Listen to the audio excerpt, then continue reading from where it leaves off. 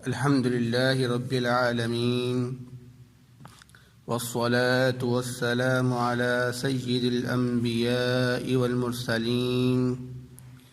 نبينا محمد وعلى آله وأصحابه أجمعين أما بعد أعوذ بالله السميع العليم من الشيطان الرجيم بسم اللہ الرحمن الرحیم والذین کسبوا السیئات، اور وہ لوگ جنہوں نے برائیاں کمائیں، جزاء سیئۃ بمثلها، ہر برائی کے بدلے اس کو اسی کے مثل دیا جائے گا، وَتَرْهَقُهُمْ ذِلَّةٌ، اور انہیں ذلت ڈھانپ لے گی، مَا لَهُم مِّنَ اللَّهِ مِنْ عَاصِمٍ، انہیں اللہ رب العزت سے کوئی بھی نہیں چھڑا سکے گا،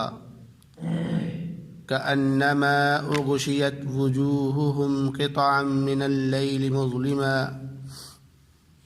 گویا کہ ان کے چہروں کو ڈھانپ لیا جائے گا تاریک رات کے ٹکڑوں کے ساتھ،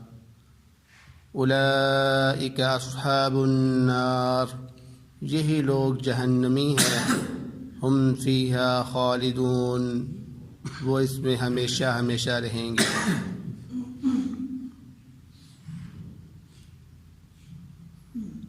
سورۃ یونس کی آیت نمبر 27 آپ کے سامنے تلاوت کی گئی ہے۔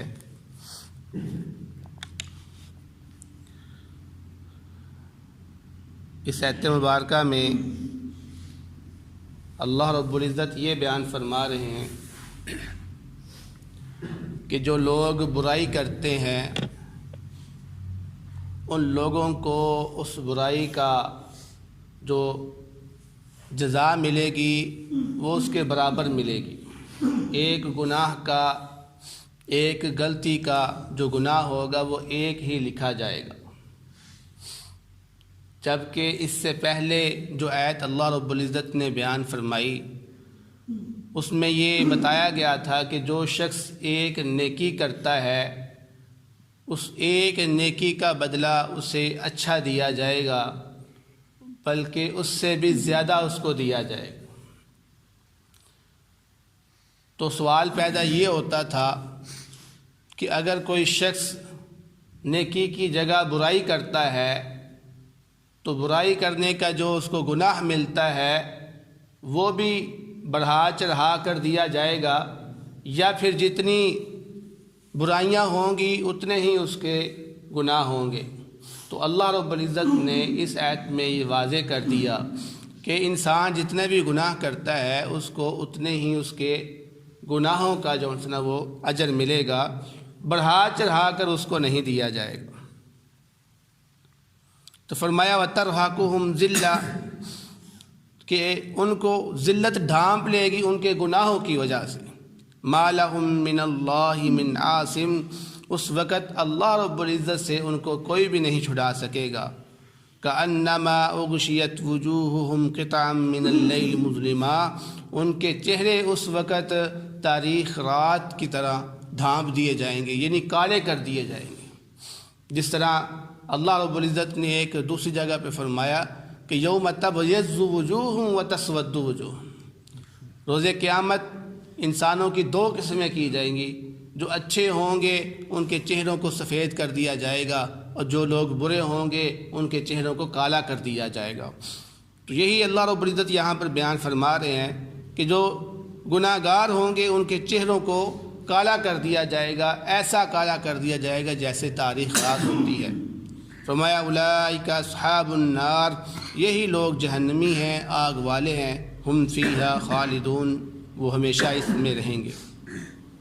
وَيَوْمَ نَحْشُرُهُمْ جَمِيعًا، اور جس دن ہم جمع کریں گے تمام لوگوں کو،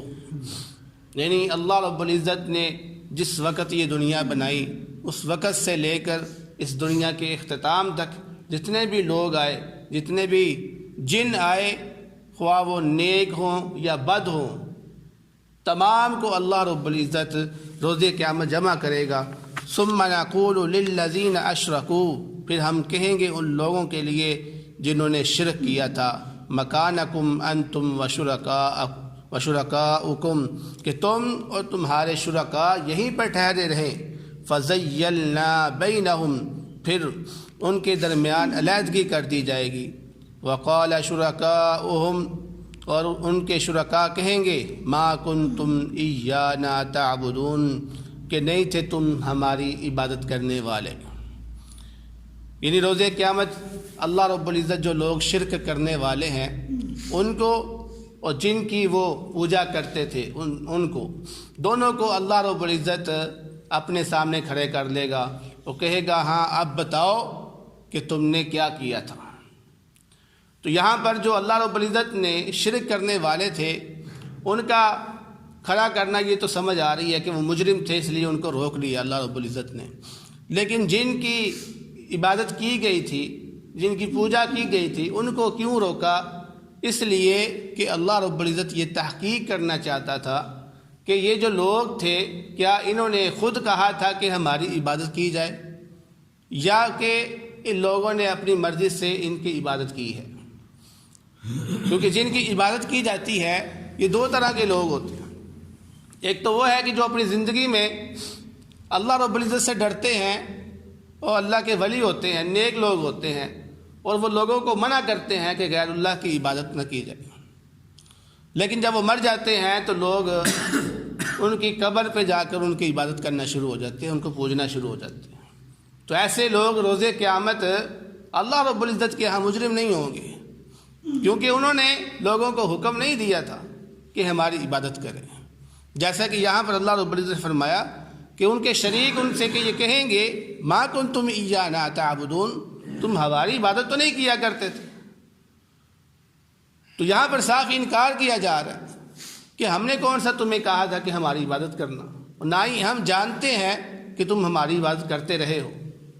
اور دوسری قسم کے وہ لوگ ہیں کہ جو اپنی زندگی کے اندر لوگوں سے اپنی عبادت کرواتے تھے، جیسا کہ فرعون بھی کرواتا تھا، ابلیس بھی کرواتا ہے، اور آج کل ہمارے کئی ایسے لوگ پیر فقیر ہیں جو اپنی عبادت کرواتے ہیں اپنی زندگی کے اندر، باقاعدہ وصیت کر کے جاتے ہیں کہ ہمارے مرنے کے بعد ہمارا دربار بنایا جائے اور یہ کیا جائے وہ کیا جائے تاکہ لوگ وہاں پر آ کر عبادت کریں. تو ایسے لوگ روز قیامت ان لوگوں کے ساتھ ہی مجرم بنیں گے. تو اللہ رب العزت فرما رہے ہیں کہ وہ لوگ جنہوں نے اپنی زندگی کے اندر لوگوں سے یہ نہیں کہا تھا کہ ہماری عبادت کریں، بلکہ وہ اس چیز سے ڈراتے رہے، تو وہ کہہ رہے ہیں کہ اے اللہ کہ تو ہمارے درمیان گواہ ہے، وَكَفَى بِاللَّهِ شَهِيدًا بَيْنَنَا وَبَيْنَكُمْ، کہ کافی ہے اللہ تو گواہ ہمارے اور ان کے درمیان. ان كُنَّا عَنْ عِبَادَتِكُمْ لَغَافِلُونَ، اگرچہ ہم ان کی عبادت سے غافل تھے. تو اس سے یہ بات معلوم بھی ہوئی کہ یہ جو لوگ قبروں میں ہوتے ہیں وہ ہماری ہر چیز سے غافل ہوتے ہیں. ان کو نہیں پتہ ہم دنیا میں کیا کر رہے ہیں، ان کو نہیں پتہ کہ ان کو کون پکار رہا ہے، ان کو کون سجدہ کر رہا ہے، ان سے کون دعائیں مانگ رہا ہے. اگر ان کو پتہ ہوتا تو یہ لوگ آج یہ نہ کہتے کہ اللہ رب العزت ہم تو ان کی عبادت سے غافل تھے، ہمیں کیا پتہ کہ یہ کیا کر رہے تھے. اے اللہ تو جاننے والا ہے، تو شاہد ہے، تو گواہ ہے، تو دیکھنے والا تھا، تمہیں ہی پتہ ہے کہ یہ لوگ کیا کرتے رہے ہیں، ہمیں اس کا علم نہیں ہے. تو معلوم یہ ہوتا ہے کہ جو شخص مر جاتا ہے اس کو دنیا کی خبر نہیں ہوتی، وہ دنیا کے لوگوں کی آوازوں کو نہیں سنتا، ان کی پکاروں کا نہیں سنتا. تو جب وہ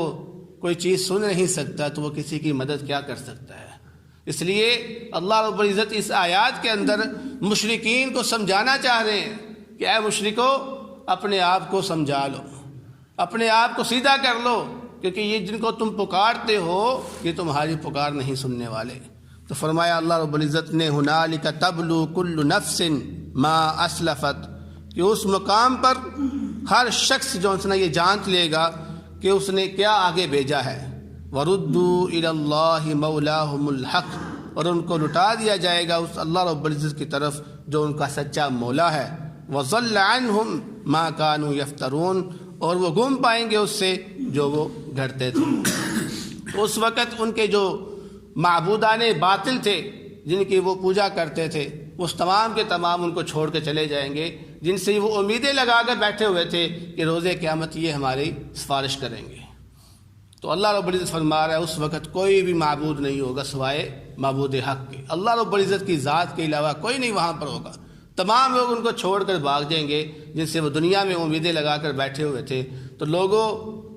اس سے پہلے کہ وہ وقت آئے کہ تم مایوسی اختیار کرو، اس سے پہلے کہ وہ وقت آئے کہ تم کہو کہ کاش ہم جو ہے نا وہ دنیا میں دوبارہ جائیں اور ہم صرف اللہ رب العزت کی ہی عبادت کریں، اپنے آپ کو سمجھا لو، اپنی آنکھیں کھول لیں کہ عبادت کے لائق صرف اللہ ہی ہے، انسان نہیں ہو سکتا۔ کیونکہ انسان جتنا مرضی ترقی کر لے، انسان ہی رہتا ہے، وہ رب نہیں بن سکتا، اور رب ہی ہوتا ہے وہ جو مرضی کر لے۔ اس لیے یہ کلیہ انسانوں کو ہمیں یہ سمجھنا چاہیے کہ انسان کبھی رب نہیں ہو سکتا اور رب کبھی انسان نہیں ہو سکتا۔ تو دعا اللہ رب العزت سے جو سنا ہے اس پر عمل کرنے کی توفیق عطا فرمائے۔ بہترین صدقہ جاریہ حاصل کرنے کے لیے اس ویڈیو کو لائک، کمنٹ اور شیئر کرنا مت بھولیں۔